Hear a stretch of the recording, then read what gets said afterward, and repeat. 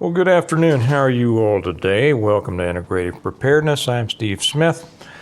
I want to talk about violence. We just had another young police officer die as a result of a gunfight that happened Sunday morning. He just died in the hospital. I want to talk about that a little bit, take a few lessons out of it.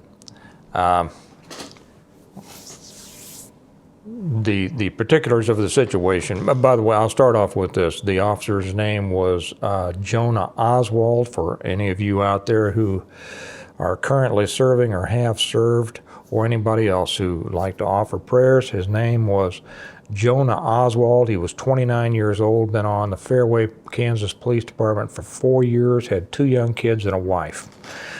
So my prayers are with him. I'm sure as yours all too.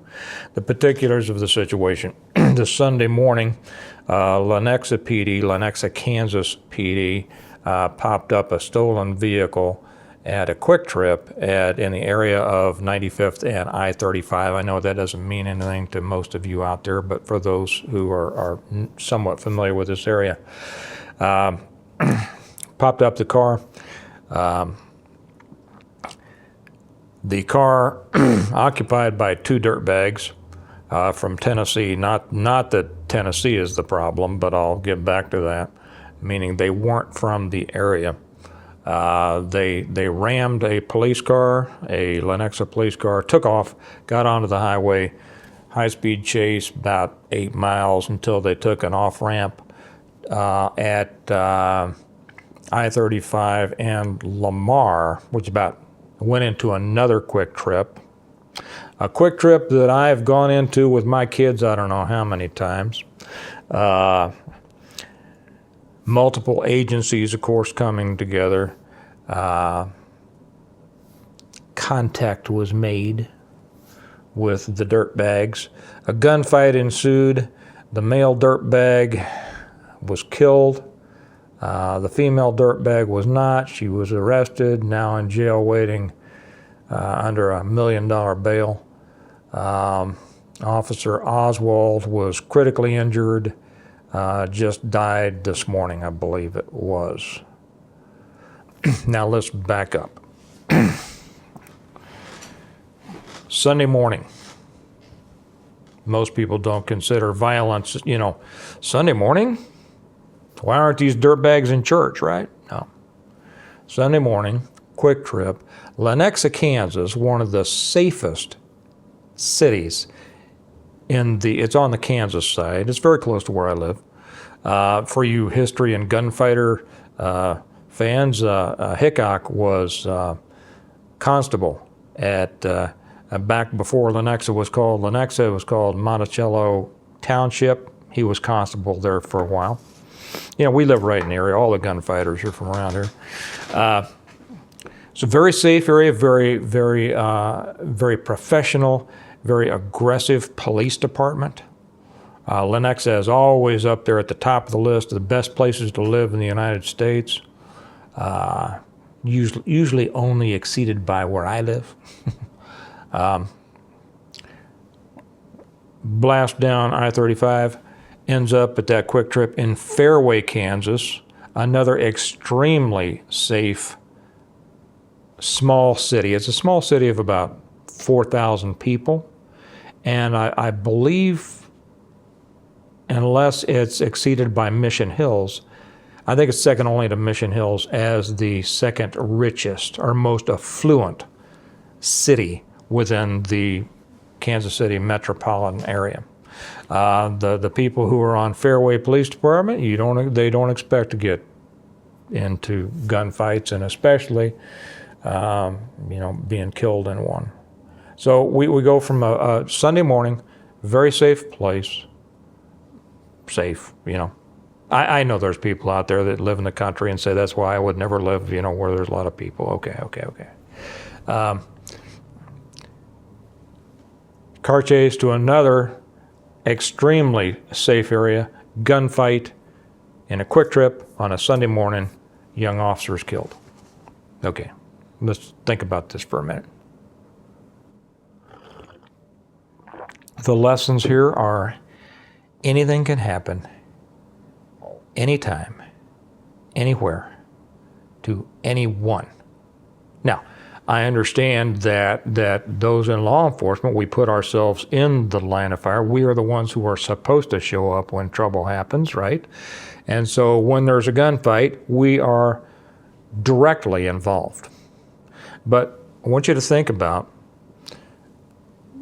if you're not law enforcement, if you're just traveling around, you're going to church, you stop by the Quick Trip, you're on your way to church, and oh, Daddy, could I get a donut? Yeah, let's stop off at this Quick Trip.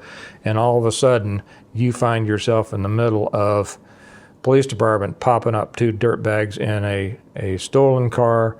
They don't give up. They ram the police car and take off. Danger all over the place, right?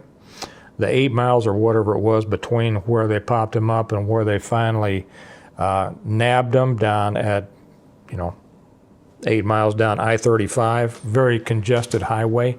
Part of the main drug pipeline from Mexico to Minneapolis. Very congested. You can imagine what the car chase was like down there, especially, I tell you, that's going through a lot of different and adjacent to a lot of jurisdictions. And when the call goes out that somebody rammed a police car, everybody in the world wants to get on it, right? Second only to a cop getting shot.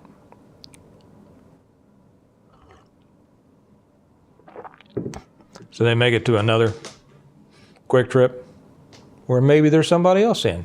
Daddy, can I have a donut? On the way to church? Sure, honey, let's get a donut at Quick Trip because, it's Quick Trip, it's safe. And all of a sudden, you're there, a car comes blasting in, police car's behind it, people jump out, shots fired, bang, bang, bang.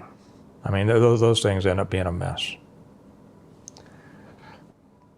The lesson beyond anything can happen to anyone, anywhere, at any time. Now, in this, thankfully, no civilians were hurt that I'm aware of.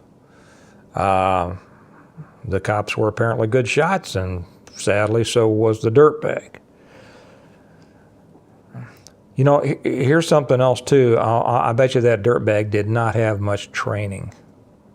And I make that point, but I'll make that point on YouTube. I mean, on Patreon and a separate one. So thankfully, no civilians were hurt. But the thing is, anybody could have been.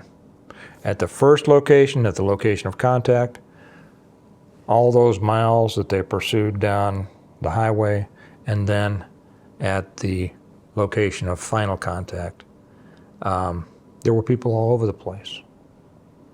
And so I'm not going to make this a huge lesson about do this, do this, do this, and do this. The lesson is this: always be aware of your surroundings. Always pay attention to what's going on, okay? Have your eye, check your mirrors. If you're on the highway, you can't believe anybody is out there. I'll tell you, as will anybody else who's been in law enforcement out there, it is amazing when you're trying to get somewhere and you've got lights and sirens going. It is amazing the people that don't get out of your way. You know why? Because they got their head up their butts. They don't see you. They don't hear you. They're listening to the radio. They're thinking, blah, blah, blah. Yeah. And I understand. I mean, it's people have their windows up. The radio's going, the air conditioning's going, the kids in the back are squealing. What? They got their headphones in, whatever.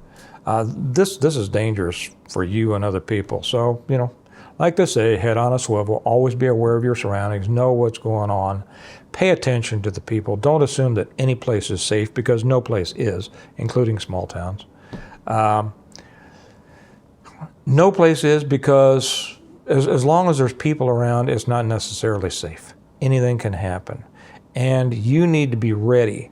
Where people have a tendency to get involved and then get hurt is when they're taken by surprise and they don't know what to do. You might, if you've been with me for a while, you've heard me talk about the three enemies. Any emergency or attack, you have three enemies. You have confusion, fear, and then the attacker or the situation. And most people get caught up in that confusion, That's the first thing. What in the world's going on? What's that over there? What's that over there? What's don't. Be ready. Drill yourself. Tell your kids. Tell your friends. Whatever. If you see something going on, your first action is get behind something. Get something between you and whatever it is that's going on. Get your head down. Let that thing develop. Unless you're going to be a participant in it, in which case, you might be. I don't know. If you were at a quick trip and guy roars up and a cop roars up and they get in a gunfight and the guy kills the cop and you feel that you're proficient enough to